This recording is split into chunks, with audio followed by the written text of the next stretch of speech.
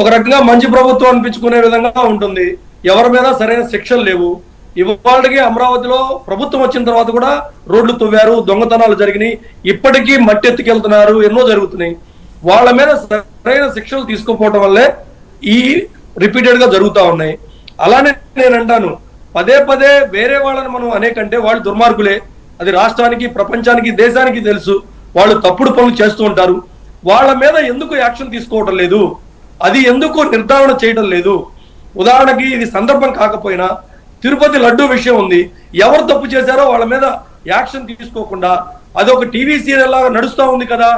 కరుణాకర్ రెడ్డి గారు విపరీతమైనటువంటి ఆరోపణలు చేస్తూ ఉన్నాడు కదా, ఆయన మీద ఏం యాక్షన్ తీసుకున్నారు? తప్పుడు ఆరోపణలు చేసినప్పుడు ఏం యాక్షన్ తీసుకున్నారు? కాబట్టి ప్రభుత్వం ఏమీ చేయదు, ఏదో ఒకటి బురద పోద్దాం, ప్రభుత్వాన్ని అల్లరి చేద్దాం అని వైఎస్ఆర్సీపీ పనిగట్టుకుని పనిచేస్తా ఉంది. ఆ ట్రాప్ లో పడి వీళ్ళు వాళ్ళ వెనకమాల పడిపోతా ఉన్నారు అని నా అభిప్రాయం అండి. రైట్.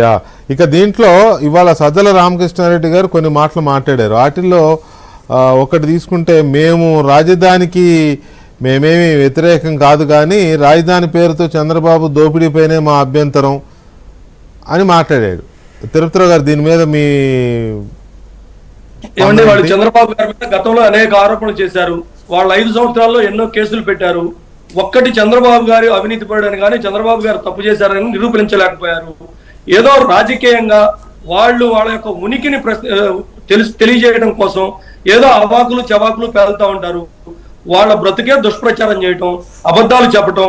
వాళ్ళు పోయినసారి ఎన్నికల్లో గెలిచిందే దుష్ప్రచారంతో గెలిచారు. వాటిని మనం పరిగణలోకి తీసుకోవాల్సిన పర్లేదు. వాళ్ళు చేసిన తప్పులు ఏదైతే ఉన్నాయో, వాళ్ళు చేసిన దోపిడీ ఏదైతే ఉందో వాటన్నిటిని ప్రజల ముందు పెట్టి ఎండగట్టాలి. వాళ్ళ యొక్క రాజకీయ పార్టీ ఏదైతే ఉందో ఆ పార్టీలో పార్టీ నాయకులు మాట్లాడుతున్నటువంటి తప్పుడు మాటలు ఏవైతే ఉన్నాయో వాటన్నింటిని కూడా నిలయాల్సినటువంటి అవసరం ఉంది. అంతే తప్ప సజ్జలు కానివ్వండి, జగన్మోహన్ రెడ్డి గారు కానివ్వండి, పూటకో మాట మాట్లాడతారు. వాళ్ళ మాటల్లో మనం మాట్లాడుకుంటూ టైం వృధా చేయడమే కదా. అంటే అట్లా కాదుగా, అట్లా కాదు ఇక్కడ వాళ్ళ మాటలు మనం మాట్లాడుకోవడం టైం వేస్ట్ అని అంటే, అసలు ఈ డిబేట్ స్టార్ట్ చేసిన దగ్గర నుంచి మీరు మాట్లాడింది జగన్మోహన్ రెడ్డి గురించి మాట్లాడారు, పటాభి గారు మాట్లాడారు, బాలకోటే గారు మాట్లాడారు, సత్యమూర్తి గారు మాట్లాడారు. నేను వారించా ఇంకా ఈ జగన్మోహన్ రెడ్డి గురించి కాదు కదా ఇప్పుడు మాట్లాడేసిందని నేను. కానీ ఇప్పుడు ఎందుకు నేను తీసుకుంటున్నానంటే, సజ్జల రామకృష్ణారెడ్డి గారు అన్న మాటలు 2014-19లో అమరావతిలో కొన్ని వేల కోట్ల రూపాయల పనులు చేశారండి. ఎన్ని పనులు చేశారు అనేది కనీసం వీళ్ళు రాష్ట్ర ప్రభుత్వం ప్రజలకు చెప్పుకోలేకపోయిందండి. వాళ్ళు ఒక్క ఇటుక కూడా పెట్టలేదని ప్రచారం చేశారండి, ప్రజలను నమ్మించారండి. 2019 ఎన్నికల్లో నేను జనసేన పార్టీలో లాజిస్టిక్ చైర్మన్ గా ఉన్నానండి. 2019లో జగన్మోహన్ రెడ్డి అధికారంలోకి వచ్చిన తర్వాత వాళ్ళు అదే నిజం అనుకున్నారండి. అమరావతి రాజధాని కోసం చంద్రబాబు నాయుడు గారు రైతుల భూములు ఇచ్చారు, చంద్రబాబు గారు అంతా కష్టపడి కడుతుంటే 2019 ఎన్నికల్లో ఏం చేశారు? తాడేపల్లిలో, అది తాడేపల్లినా మంగళగిరి కానీ లేకపోతే రాజధాని నియోజకవర్గాలు వైసీపీ వాళ్ళు ఎలా గెలిచారు? మరి జగన్మోహన్ రెడ్డి గారు ఓపెన్ గా అన్నాడు, వాళ్ళు అంత చేస్తే వాళ్ళు అక్కడ మనోళ్ళు గెలిచారంటే ప్రజలు అక్కడ వ్యతిరేకంగా ఉన్నారు చంద్రబాబు నాయుడు గారు. జనం చేసే తప్పులు ఒక్కోసారి అట్లా తెలుస్తూ ఉంటాయి. కౌళ్ళు ఇవ్వకుండా ఇబ్బంది పెడుతుంటే పవన్ కళ్యాణ్ గారు ఆ ప్రాంతం అంతా పర్యటించారు. ఒక రోజంతా నడిచి తిరిగారు.